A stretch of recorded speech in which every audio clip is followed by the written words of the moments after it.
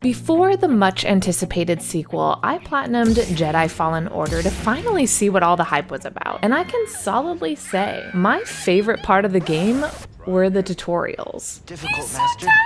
Yes, That's not even a joke. They were genuinely well done and really clever. Now, the Platinum, on the other hand, well, this definitely isn't the hardest Platinum on the planet, even though it's stated as being Dark Souls meets Uncharted in the Star Wars world. There are no difficulty-related trophies and no missable trophies, therefore only requiring one playthrough, automatically lowering the time and skill required for the Platinum. Though there is a New Game Plus, it's mainly there for fans who just want to casually replay the game or for the memes. What are you, blind? Same team, bitch! The biggest sticking points are the combat trophies, which we'll get to later, and the collectibles, since the map is...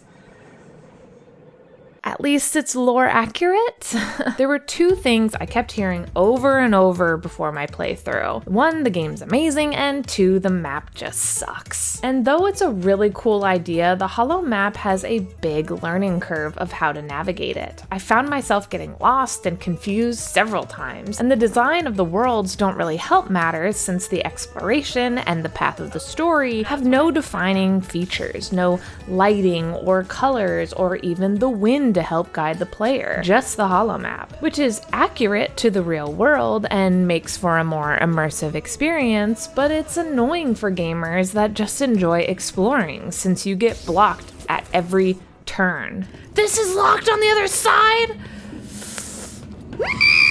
Okay. In line with Horizon and Ragnarok, you find exploration upgrades as you progress in the story, allowing you to solve areas and obtain secrets in locations you've already been, which would be fine in general, but when the main story already has you backtracking and circling the same area, it gets very redundant, and even the amazing landscapes lose their appeal as you walk past for the fourth time looking for a locked box. Though I understand why games do this. It keeps the player from upgrading too quickly or being too overpowered before the next boss, but by golly, people, just let me explore! After being told time and again that I can't do something or I can't go somewhere, I finally resorted to exploring exclusively after the story was over. Unless it was along the way, I wasn't getting it. Instead, I'll just beeline the story and worry about everything else when I know I can do everything. And on Jedi Knight, aka normal, the game never got too hard. Those missed stims would have been nice and probably would have allowed me to beat the big bad in less attempts, but they definitely weren't needed. This is another way that the devs don't really push you to explore or reward you for 100%ing the game along the way. And that's great for casual players, but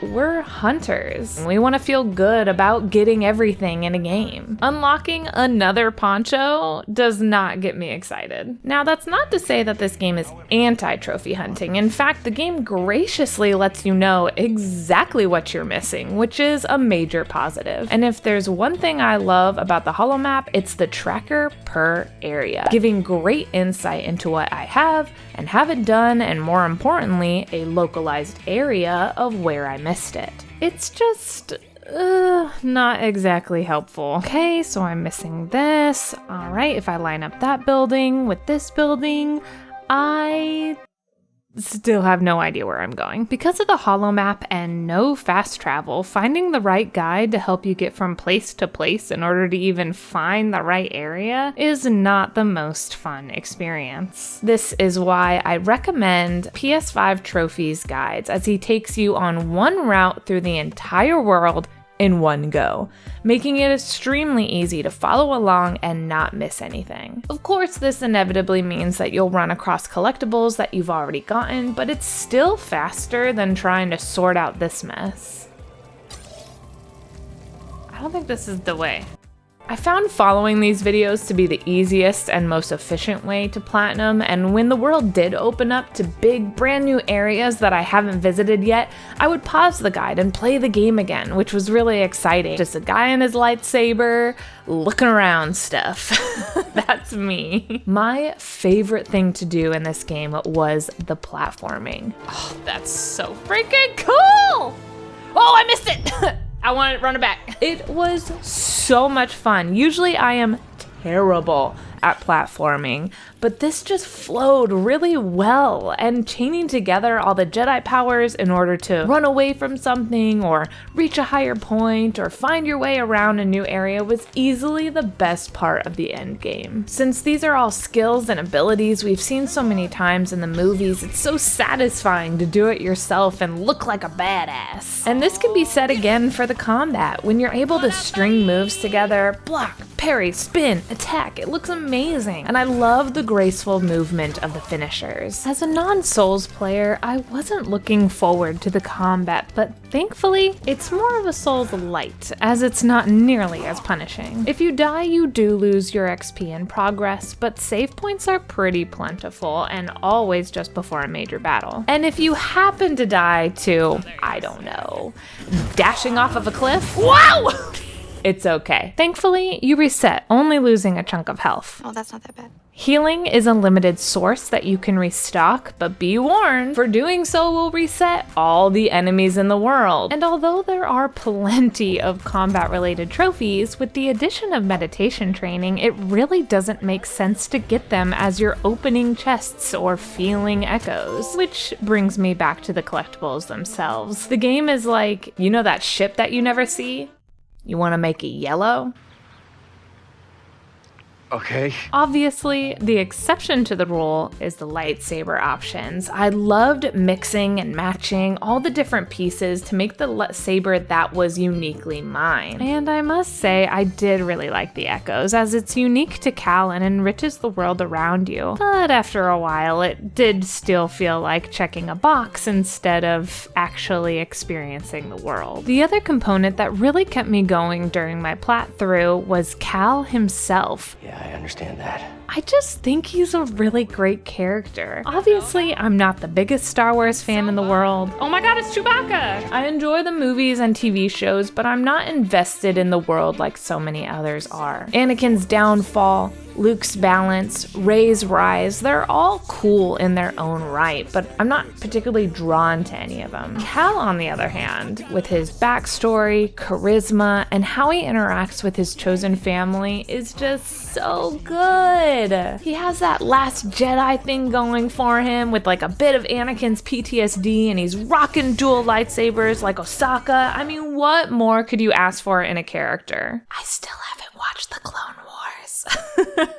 Cal brings something new to the Star Wars table. He's just this kid who's been dealt a shit hand, but consistently wants to help others. Okay, I guess he's not exactly original, but It's like poetry, so if they rhyme. Cal has so much potential going forward. His arc in this game is quite small, but it's satisfying to experience because it just feels so grounded. He feels like a real person in this universe. Plus, with the potential of seeing this character come to life in live action, like, what? That would be so cool! He would literally like step out of the video game. This isn't the longest platinum, but it is a somewhat big one, full of growing pains. After finishing the game, you gain access to meditation training, which is highly customizable for your trophy needs. Easily grind those trophies that are super annoying, like Big Bang or Triple Take, or just really all the combat trophies. Just clean them up here, really. Apparently, slowing down the tongue does not work. You need to pull.